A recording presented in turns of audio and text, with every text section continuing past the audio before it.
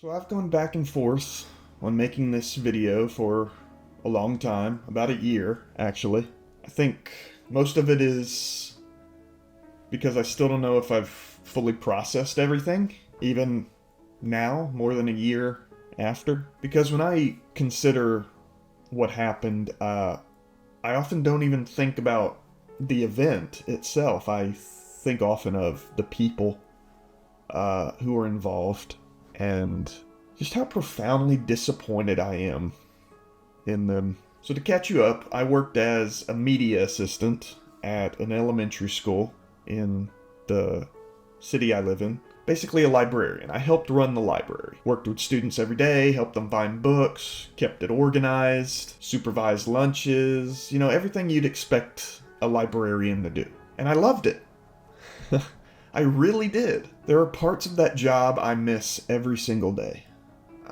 Mainly the students. Students would come talk to me about books, but also about life. Sometimes even about things they weren't comfortable talking to others about. Some students even came out to me. Teachers, too. People shared deeply personal things with me because they felt safe doing it. And I took that incredibly seriously. And I think one of the reasons I care about that so much is because being honest, being visible, being who you are matters. Especially for students. Especially for kids. And especially for kids who feel different. Sometimes the difference between feeling isolated and feeling accepted is simply seeing someone who looks like you or reminds you of you. And I found a tremendous amount of meaning and purpose in being a safe space for students. So in February 2025, I created a display centered around kindness toward LGBTQ+ students. And here's the important thing. The books were already in the library. I didn't bring them in. I didn't purchase them. I didn't sneak them onto the shelves.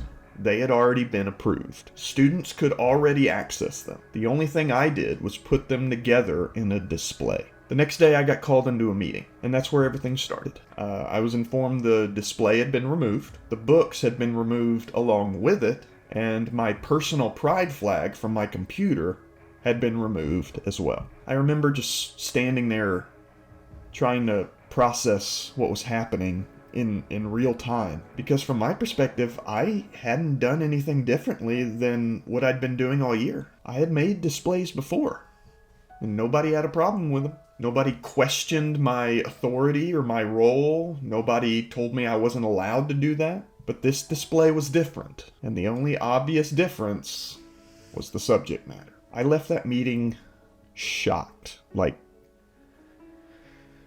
honestly, I felt sick. I remember contacting people because I didn't know what else to do. I started asking questions like, why were they removed? Who made the decision? What policy was violated? Why were these books being treated differently than all the others? And I expected there would be answers. Simple answers. But instead, things got a lot murkier. Over the next few weeks, I found myself in meetings, writing emails, contacting administrators, talking to union representatives, just trying to figure out what happened. Trying to get somebody to explain why these books were being treated differently. Trying to get somebody to acknowledge what seemed obvious to me. And all the while, the books stayed gone. And the pressure just kept building. Major life events rarely happen because of one moment.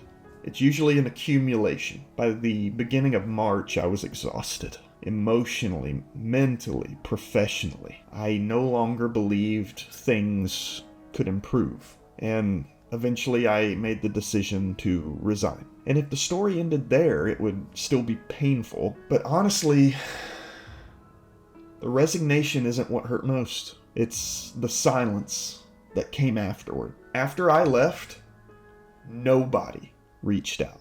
Nobody. And I don't think people understand how much that affected me. Because it's not like these were strangers. These were people I'd worked alongside in the trenches for almost an entire school year. People who knew what had happened. People who watched it happen. People who had private conversations with me while it was happening. And then I disappeared. No, hey, how are you? how are you doing? No, are you okay? No, do you need to talk about it? And I've thought about that more than I've thought about the books.